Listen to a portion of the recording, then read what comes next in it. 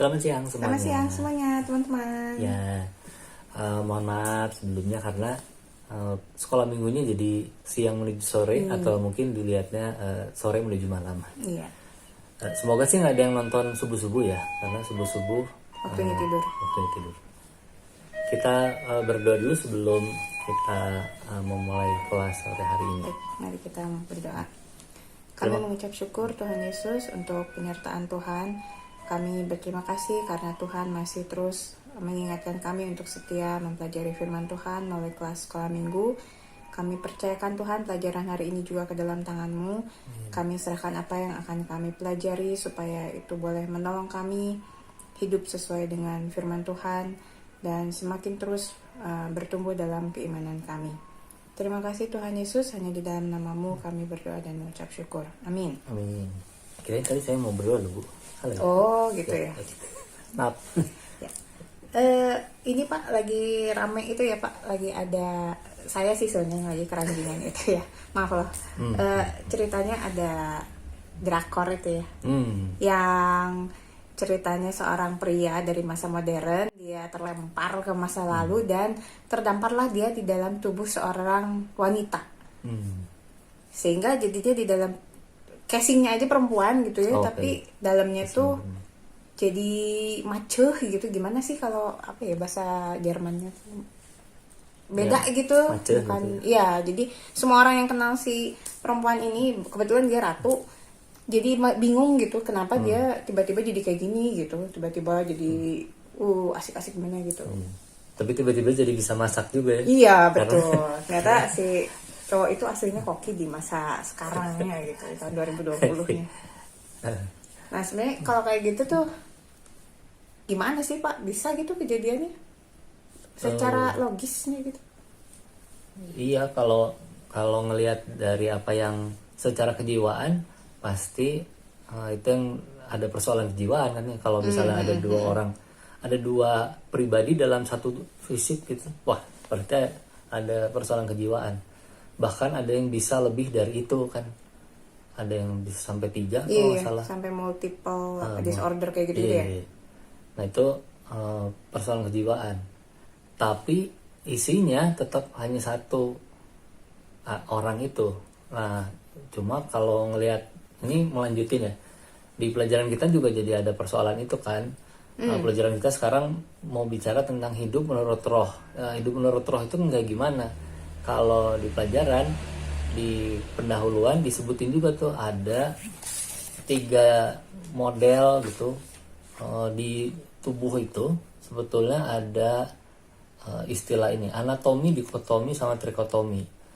Jadi kalau anatomi, kalau di buku nih ya, ini secara sederhana berarti dia mempelajari makhluk hidup dan struktur organisme, anatomi. Jadi fisiknya, bagian-bagian tubuh gitu ya. Tapi kalau dikotomi adalah konsep teologi yang menyatakan manusia dibedakan dari 2 aspek. Jadi ada jiwa, ada fisiknya gitu. Tubuh dan tubuh dan jiwa. Jiwa, tubuh dan jiwa. Jasmani dan roh. Jasmani dan rohani. Tapi kalau yang satu lagi nih yang sering Alkitab pakai adalah yang trikotomi itu. Jadi ada tubuh ini yang bisa disakitin ini, ada jiwa kita bisa disakitin juga, misalnya persoalan mantan itu ya, persoalan sakit jiwa. Terus juga ada yang roh. Nah ini yang roh itu yang mau dibahas. Sebetulnya si roh ini bisa hidup sesuai dengan kehendak Tuhan gitu. Karena kalau ngelihat yang film itu, yang film tadi itu ya, Mr. Queen ya itu ya. Iya, Mr. Queen. Di Mr. Queen itu dia ada orang yang menguasai tubuh si perempuan ini yang jadi ratu ini. Kalau di kondisi real life-nya, orang sakit jiwa kan sebetulnya dia nggak ada yang menguasai, tapi dia dipimpin oleh gitu, oleh kekuatan yang nggak bisa dia lawan itu. Jadi si jiwanya kalah sama roh yang mendorong dia untuk gitu. Ingat bahwa si roh dengan tubuh itu nggak akan pernah nyambung gitu. Di apa namanya, di Kristen itu nggak ada orang kalau kemasukan rohnya itu eh, bukan terus roh itu jadi menyatu, tapi si roh itu dia mendorong orang untuk melakukan sesuatu hal gitu. Jadi bukan dia ada sesuatu kan diistilahkannya gitu ya, Kemasukan roh. kemasukan roh gitu.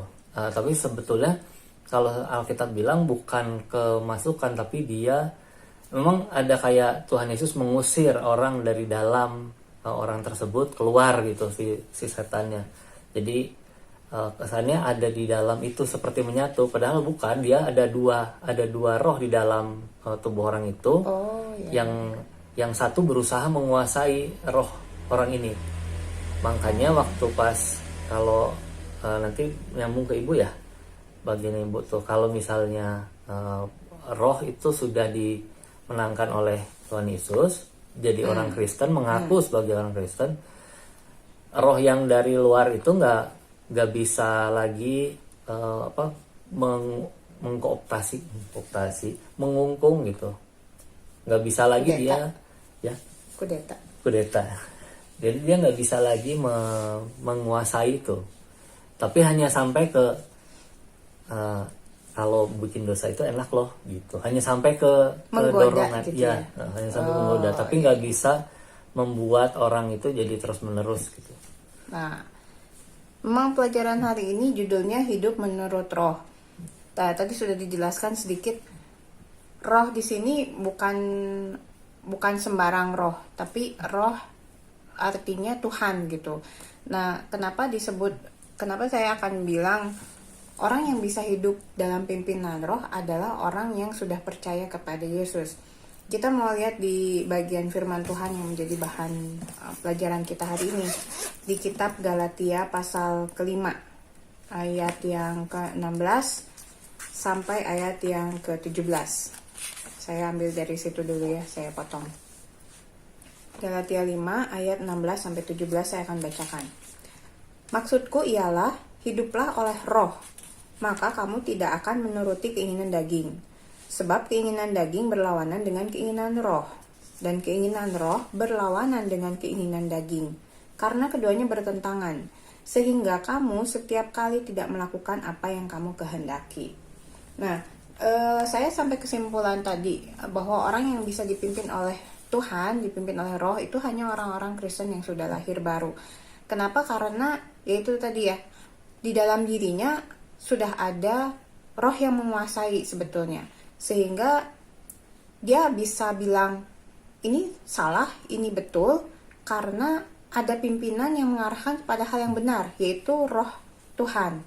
Sedangkan yang kedua ini adalah daging. Daging itulah yang bisa menggoda kita untuk menarik kita untuk melakukan hal yang salah. Nah, kalau orang yang tidak punya roh Tuhan di dalam dirinya, menurut saya nggak bisa mendengar pimpinan yang berbeda gitu, dua pimpinan yang berbeda, karena dia pasti hanya mengandalkan dirinya sendiri, kebenaran yang berasal dari dirinya sendiri, bukan berasal dari Tuhan gitu. Jadi makanya pelajaran hari ini hidup menurut roh ini lebih membahas tentang orang-orang Kristen yang sudah lahir baru seperti kita gitu ya, seperti kita. Dan dari kalau misalnya kan orang suka mikir kita juga kenalnya kebenaran ya, waktu pas pelajaran 1 itu ya, kebenaran itu bicara soal kebenaran juga, kebenaran di dalam diri. Terus kita suka bilang oh ada nurani, hati kecil yang memimpin. Hati-hati juga, karena Alkitab juga bilang di ayat yang lain bahwa nggak ada orang yang benar. Ada orang mau berbuat baik, tapi ingat bahwa fokus kalau jadi orang Kristen nih bukan perbuatan baiknya, tapi percaya pada Yesus Kristus dan kemudian memberitakan Injil.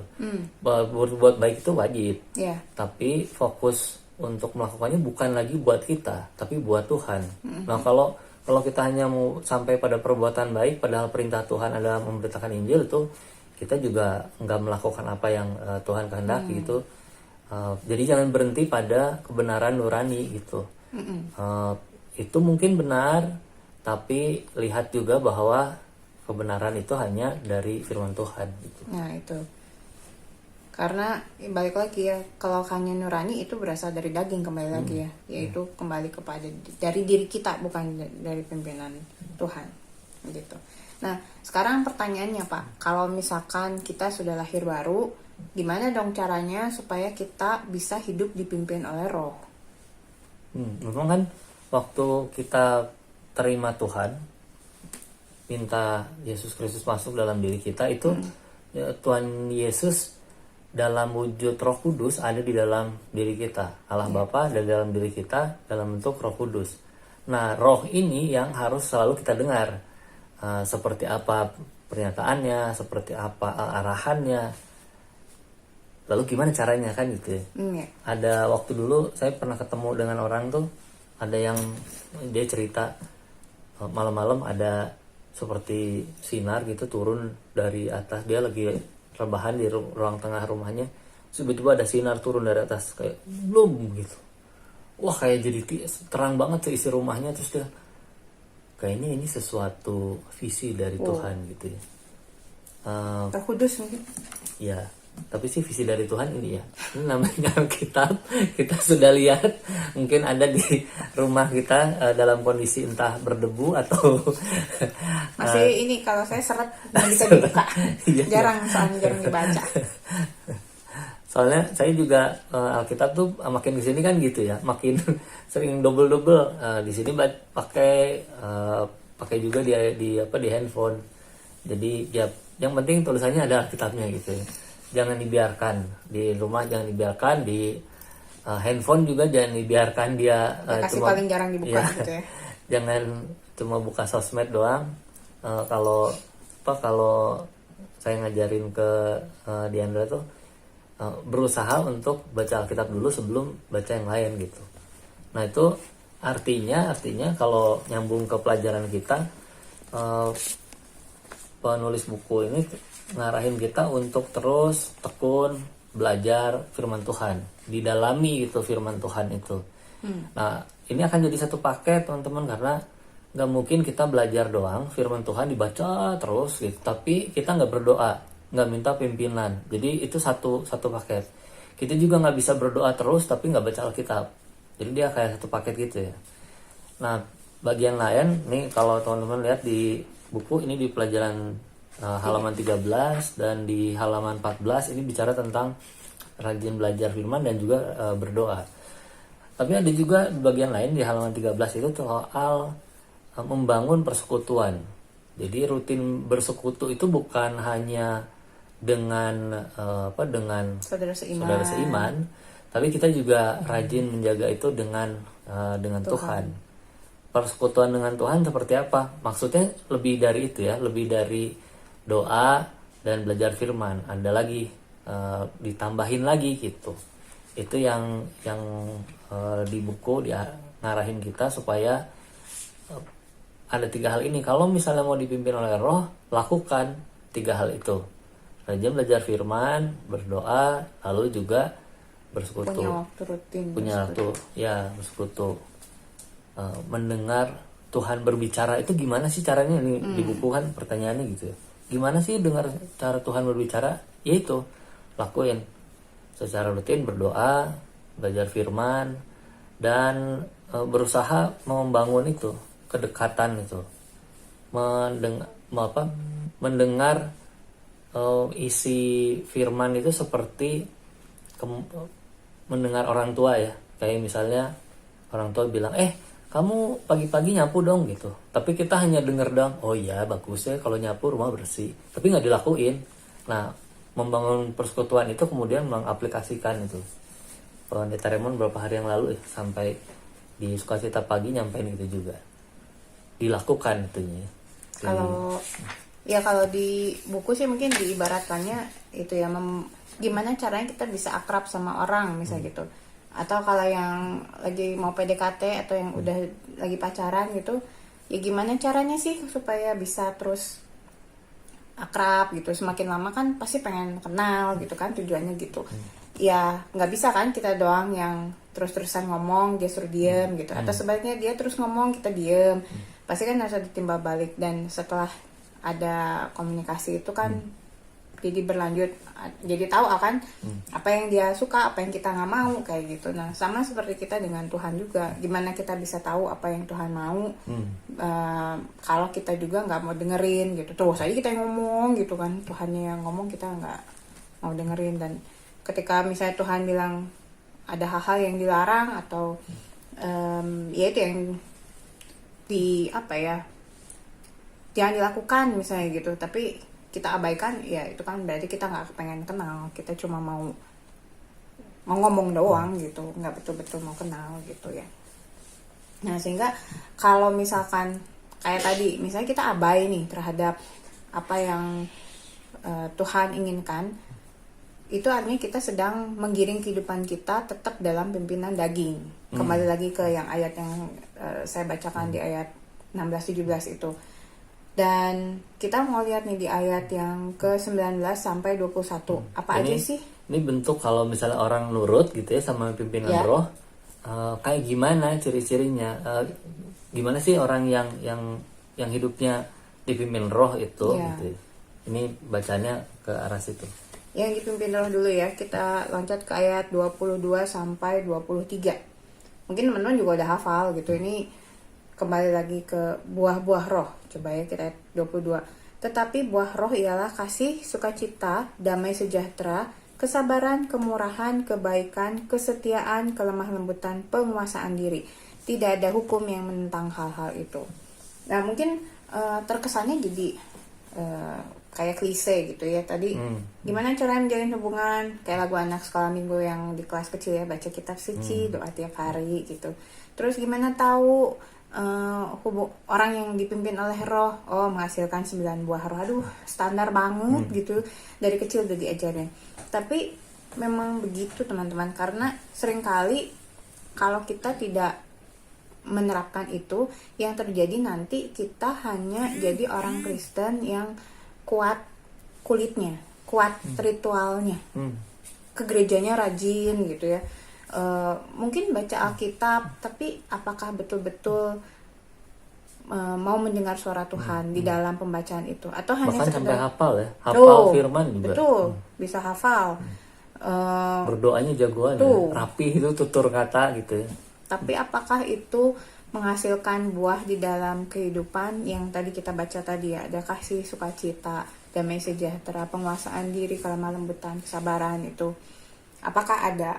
Kalau misalkan itu nggak ada, itu cara kita kayak menguji ya, mengetes ke kehidupan rohani kita. Ketika itu nggak ada, yuk kita berhenti dulu dari ritual kita, dari kulit-kulit kita itu. Bukan supaya orang melihat bahwa kita orang Kristen, tapi sekarang kita mau jadi orang yang dipimpin roh. Mungkin Bapak bisa bacain juga, kalau yang dipimpin oleh daging gimana Pak kehidupannya. Yang di ayat 19 itu ya, bicaranya begini: perbuatan daging ternyata yaitu percabulan, kecemaran, hawa nafsu, penyembahan berhala, sihir, perseteruan, perselisihan, iri hati, amarah, kepentingan diri sendiri, percideraan, roh pemecah, kedengkian, kemabukan, pesta pora, masih ditambah dan sebagainya. Jadi ada 15 dan sebagainya itu ya. Masih lebih banyak lagi. Jadi kalau kita tidak hati-hati dan ketika kehidupan kita masih berputar-putar di situ, di perbuatan-perbuatan yang tadi didaftarkan di kitab Galatia itu, berarti kita masih belum memberi ruang pada roh untuk memimpin hidup kita. Memang ini sesuatu yang gak gampang sih, karena betul. Kehidupan roh itu bukan kita yang bisa kasih pengumuman, inilah buah roh saya gitu. Tapi orang yang akan lihat gitu. Kalau misalnya orang Kristen tapi senangnya bikin ribut ya, kita masih ada kedengkian dan kepentingan diri sendiri gitu. Memang gak gampang sih itu, luar biasa gak gampang.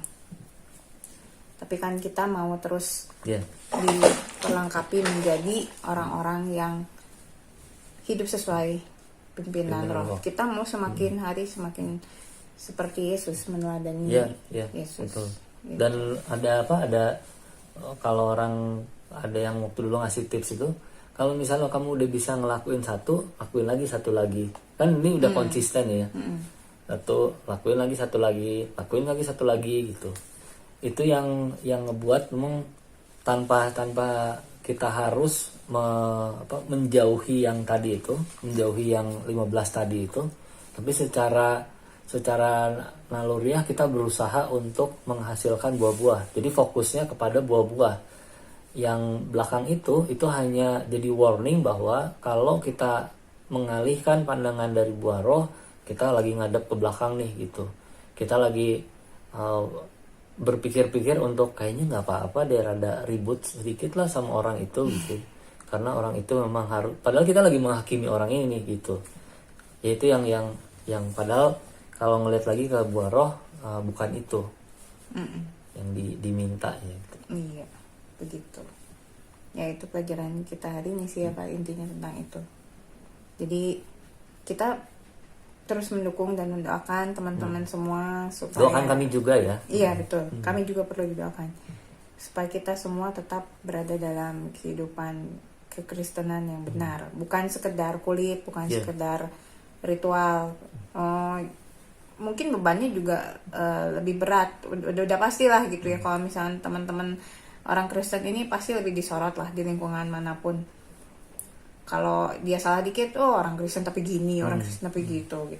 Memang kita nggak bisa mencegah orang ngomong gitu, tapi kembali lagi ketika kita melakukan sesuai dengan firman Tuhan, sesuai pimpinan Tuhan, biar Tuhan yang disenangkan. Kita memuliakan nama Tuhan melalui kehidupan kita, bukan demi orang lain, bukan supaya orang lain melihat kita orang Kristen, tapi memang kita mau memberi kesaksian melalui kehidupan kita dari buah-buah roh itu. Amin. Kita berdoa, Bu. Ya, mari kita berdoa. Terima kasih Tuhan Yesus karena kami bisa membaca firman, juga merenungkan firman Tuhan. Kiranya kebenaran firman boleh kami lakukan dalam hidup sehari-hari, dan pelajaran minggu ini boleh semakin meneguhkan kami untuk terus setia menghasilkan buah-buah roh sebagaimana Tuhan mengarahkan kami untuk hidup kudus di hadapan Tuhan. Terima kasih Bapa di surga, mampukan kami Tuhan dan ingatkan kami. Kiranya Roh Kudus bekerja luar biasa dalam hati dan pikiran kami, dan kami mau dibentuk oleh pimpinan Roh Tuhan. Terima kasih Bapa di surga, kami serahkan seluruh doa kami dalam nama Tuhan Yesus. Amin.